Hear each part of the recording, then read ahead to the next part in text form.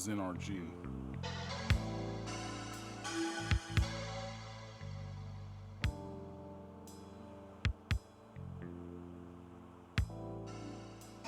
NRG, back with another one.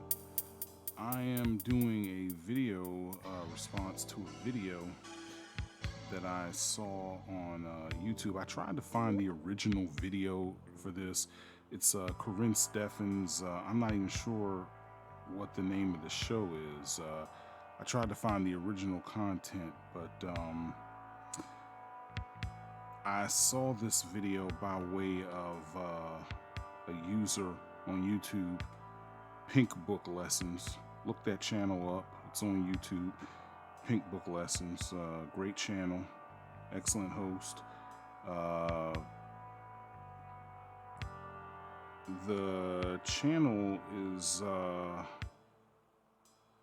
featuring a video where they're doing an interview with Corinne Steffens. I don't know if she's actually a part of the show or not, but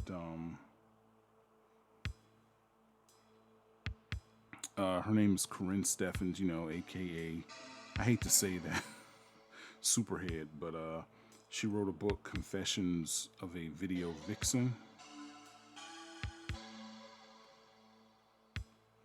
And she's making some points on this, but I just kind of want to address what she says. I'm not going to make this too long if I can help it, but you know, she's making some points that I just want to address in reference to men who shame women on the internet. Now, one thing about this culture I noticed is that there's a reference going around. It's BDE. BDE, you know, big dick energy. Now, this is a phrase that's going around. I don't know where it came from exactly. I think there's a song where it mentions that. But people actually believe that this is a psychological reference. And what Corinne Steffens does in this video is she tries to use this reference to describe men who are more favorable towards, you know, she says sluts, you know, sluts, or sexually aggressive women, or sexually advanced women. Men who appreciate sexually advanced women are BDEs.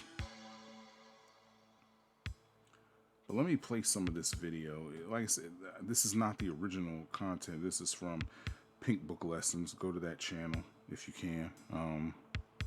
Here it is right here. I'll just start it off.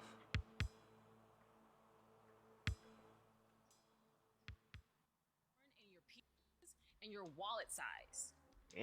Because honestly, and I'm gonna be super frank here, I never heard a big man with not just big energy, not just BDE, but a man who's well endowed.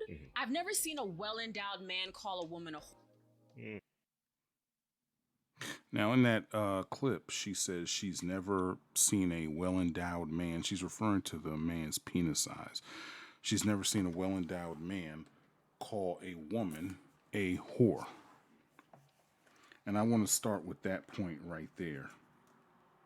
Now, Corinne Steffens, to my knowledge, she did porn at one point.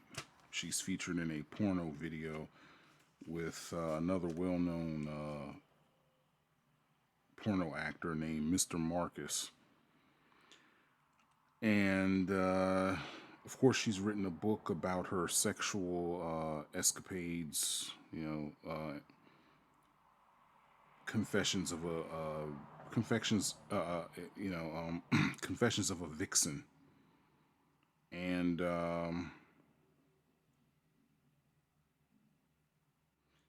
you know, her first point is that she's never seen a man who's well endowed call a woman a whore. But see, here's the thing. She says she's never met a man who's well endowed call a woman a whore. Now, she's had a lot of experience with a lot of men. Let's assume what she's saying is true, and that she's never seen this before. Then what that would mean is that all the men she's worked with in the porno industry, and you know, in the porno industry, there are probably a lot of well endowed men in that industry. It would mean that none of them called her a whore. Let's just assume that's true. Well, ma'am, you were in the porno industry. They didn't have to call you a whore. There's a video of you doing all kinds of crazy stuff in the video, and it's the usual porno finish, with the sex, and then they end off with the money shot. They didn't call you a whore, but you were being treated like one.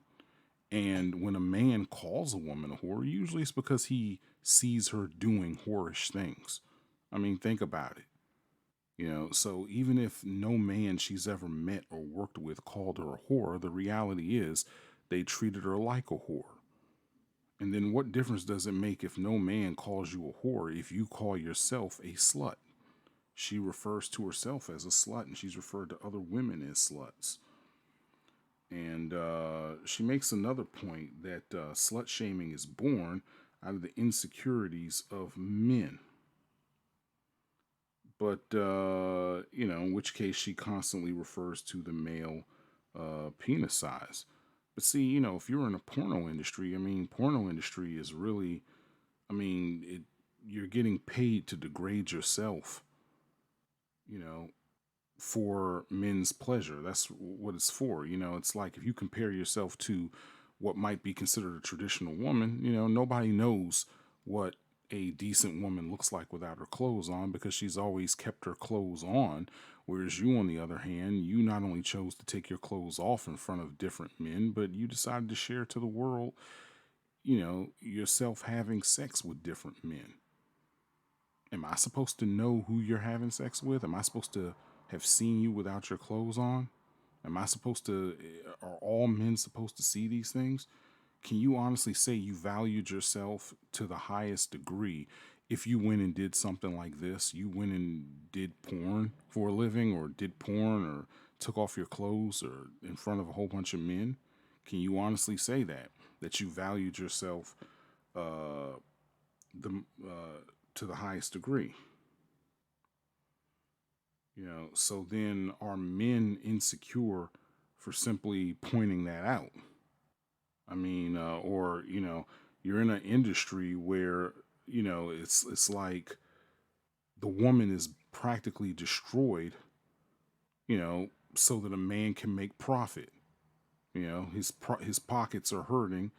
You know, he makes profit. I mean, having a man ejaculate on your face, that right there is a I mean, that right there is something, that's done to degrade the woman. No decent woman would want any man doing that because, that devalues her. You devalued yourself for a man for men who wanted to do that to women.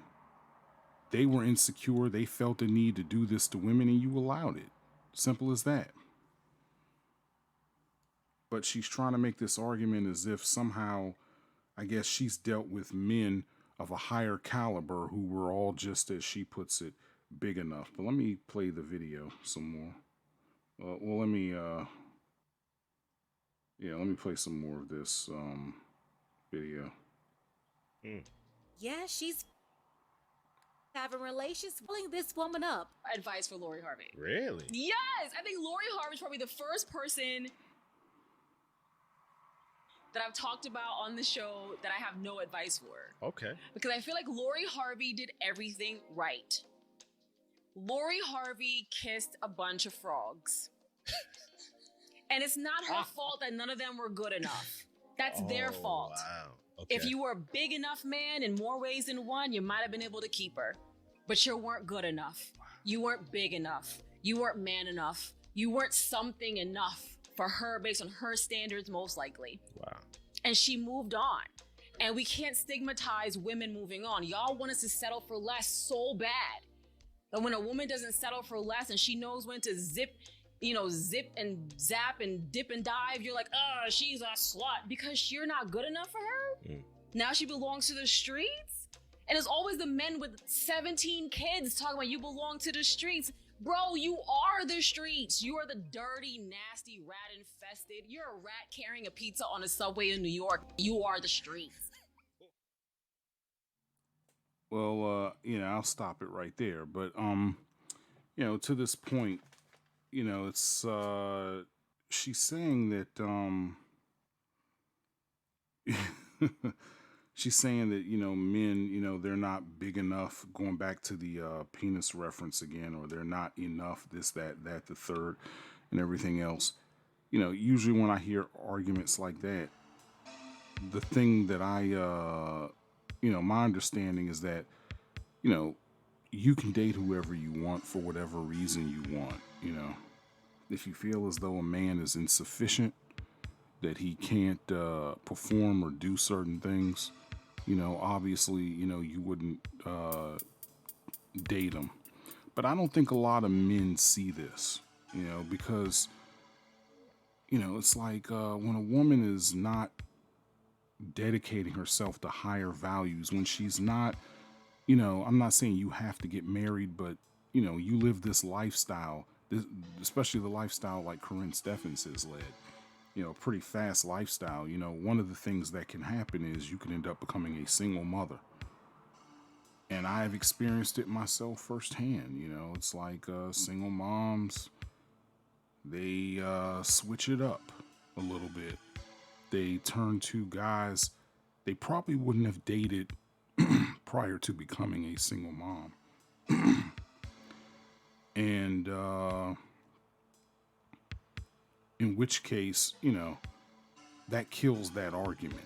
Any man that's ever been approached or ever found himself dealing with a single mother, firsthand. When a woman is by herself, you only have yourself to worry about. No matter what happens to you, you are in a least vulnerable state. But when you have kids, it's you and a small child. You are now in a state that requires greater care, greater responsibility. You have to be taken care of. And it's your husband's job or the father of the child's job to do that. But if you're turning to a man that you ordinarily wouldn't have dated before, then you cannot make the argument that he is not enough. And that lifestyle has landed a lot of women into that predicament where they have had to turn to men, as you say, not enough. Now, I wouldn't tell you to settle for, I'm not going to tell you to settle for less. You don't have to settle for less if you don't want to, or whatever the case may be. You can do whatever you want to do. But, that argument goes out of the window if you find yourself turning to a so-called man. I did another video called The Beta Providers where I talked about this ridiculous article, how a so-called alpha male is talking about how alphas depend on betas basically to raise their kids. The alpha gets the women, he knocks the woman up. He's supposed to be the alpha, but he doesn't explain why the alpha's not taking care of his kid or his woman, why he's not marrying the woman. But he says that the betas, they get the leftovers. The betas, they finish last. So the single moms turn to them. And I made a point that, if the beta was something insufficient, then why now are you turning to him to raise your kids? If he's not enough, if he's not big enough, man enough, then why would you turn to him to raise your kids after having lived this lifestyle of sleeping around or messing around? You had a man who you deemed sufficient, I'm assuming, because, you made it all the way to the bedroom with a particular guy. So I'm assuming you had that. So what happened? Why aren't you married, living happily ever after? Why are you now turning to other guys or making arguments that men who don't date single mothers are weak or anything like that? A lot of these arguments, I think, were made because, we're now in the era of Kevin Samuels and a lot of men who have critiqued women online. And I think this is the first time I've heard Corinne Steffens come out like this. Usually in past interviews, she usually had more of a cool demeanor, where she didn't seem like she was concerned about too much. Now in this interview, she seems like she's more feisty, just lunging out. But her arguments don't make sense at all. It's just this notion of an insufficient male and everything like that. How many men has she been through? If you made it all the way to the bedroom, I'm assuming that, you had a man who was, by your metric, sufficient. And you're not with them anymore. You know, how do you explain that? Once again, this is NRG. I'm on YouTube. What you were saying. This is Night NRG. If you like this video, you can rate it, comment on it, subscribe on it. You know, you can come pay me a visit at YouTube or wherever you might be listening, you know.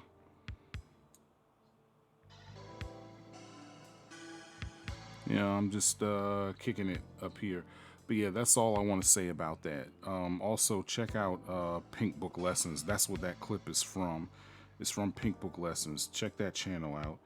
Till next time, this is NRG. I'll probably address this again. But till next time, this is NRG. Be good. Take care of each other.